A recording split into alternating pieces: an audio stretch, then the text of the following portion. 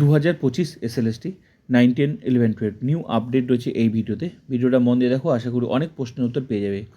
এই মুহূর্তে সবচেয়ে গুরুত্বপূর্ণ আপডেট হলো আমি তোমাদের 9, 10-এর ইংরেজি সাবজেক্টের ফাইনাল প্যানেলের কাট অফ শেয়ার করব।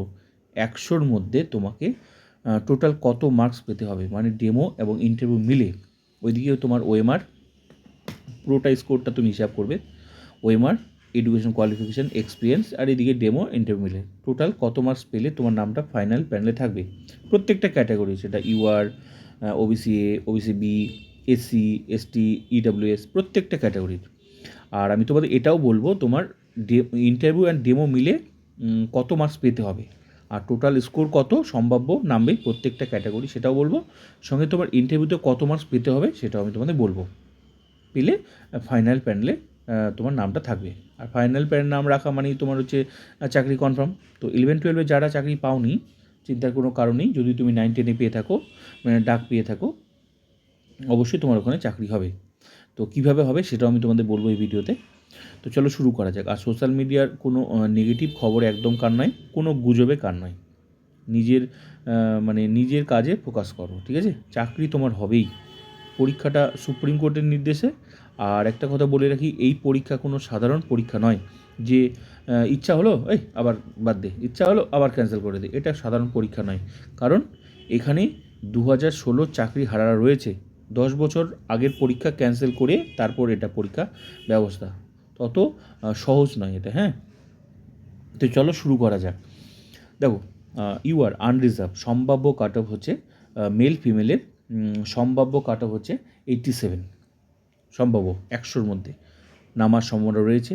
আর একটা কথা বলে রাখি, তোমাদের যেহেতু ইংরেজি সাবজেক্টে প্রচুর সিট রয়েছে, 9, 10-এর সঙ্গে 11, 12-কে একদম, মানে 11, 12-এর সঙ্গে হিসাব তুলনা করো, 11, 12-এর থেকে প্রচুর সিট 9, 10-এ, হ্যাঁ। তো এটার সঙ্গে 11, 12-এর সঙ্গে এটাকে মিশিয়ে দেবে না। এটার কাট অফটা একদমই আলাদা যাবে। তো চিন্তার কোনো কারণ নেই। আর এই মুহূর্তে যে ভেরিফিকেশান বা ইন্টারভিউ হয়েছে, এখানে কেউ হয়তো অনেকে ভাবছে যে কম মার্কস পেয়েছি, আমার চাকরি হবে কি হবে না। দেখো, সবাই যখন, বেশিরভাগ ক্যান্ডিডেট যখন কম মার্কস পাবে না, তখন কিন্তু কাট অফটা আরও কমবে। তো কেউ বেশি মার্কস পেয়ে গর্ব করার কিছুই নেই। সে যদি ভালো করে ইন্টারভিউ না দেয়, সে কিন্তু ওয়েটিং লিস্টে চলে যাবে, বা ওয়েটিং লিস্টে না গেলেও ফাইনাল প্যানেল হয়তো থাকলো, কিন্তু এমন নাম থাকলো যে সে স্কুল কাউন্সিলিংয়ে কিন্তু দেখবে সুযোগটা অনেক পরে পাবে। বাড়ির পাশে তো স্কুল পাবেই না, অনেক দূরে স্কুল পেয়ে যাবে। তো এটাও একটা নেগেটিভ দিক। তাই পড়াশোনা তোমাকে করতেই হবে, হ্যাঁ। তো চলো শুরু করা যাক। ইউআর আনরিজার্ভ সম্ভাব্য কাট অফ হচ্ছে 87 সম্ভাব্য। আর ডেমো এবং ইন্টারভিউ মিনিমাম জেনারেল ক্যাটাগরিতে যেহেতু সবাই আসতে পারবে এখানে, তাহলে 17 মেল ফিমেল 17 পেতে হবে ডেমো অ্যান্ড ইন্টারভিউ মিনিমাম। বেশি পেলে অসুবিধা নেই, কারণ বেশি পেলে তোমার কোনো ক্ষতি হবে না। বেশি পেলে বরঞ্চ আরও তোমার র্যাঙ্কটা ভালো হবে। ওবিসি এ 60, তোমার হচ্ছে 85, ওবিসি এতে 85, ওবিসি বিতে 85, 85 both category, OBC and B, male female both category 85, 85। আর ডেমো অ্যান্ড ইন্টারভিউ মিলে, মেল ফিমেল কথা বলছি, ডেমো অ্যান্ড ইন্টারভিউ মিলে তোমাকে 18 পেতে হবে। 18 তুমি তখনই পাবে যখন তুমি আজ থেকে যদি তুমি প্রত্যেকটা, যেভাবে তুমি পরীক্ষা দিয়ে পাস করলে রিটেনে ওএমআর, সেরকম পড়া পড়ো। আর ডেমো প্রতিদিন বাড়িতে প্র্যাকটিস করো, মিনিমাম আধা ঘন্টা 1 ঘন্টা করে। 100% আমি গ্যারান্টি দিয়ে বললাম তোমার ডেমো ভালো হবে। আর তুমি 18 থেকে বেশিও পাবে, 18 থেকে হয়তো 25, 18 পয়েন্টের ভিত্তিতে। আর চাকরিটা কিন্তু ফাইনাল প্যানেলে পয়েন্টের মধ্যেই হবে, হ্যাঁ। দেখবে কেউ 1 পয়েন্টের জন্যই কিন্তু সে ওয়েটিং লিস্টে চলে গেছে। তাই চিন্তার কোনো কারণ নেই। তো এটা সম্ভাব্য কাট অফ আমি বলছি। বেশি পেলে অসুবিধা নেই তোমাদের, কম পেলেই কিন্তু ক্ষতি। কম পেলেই ওয়েটিং লিস্টের নামটা চলে যাবে। তাই যতটা পারবে নিজের যতটা শক্তি দেওয়ার চেষ্টা করবে। 85, আর তোমার ডেমো অ্যান্ড ইন্টারভিউ 18।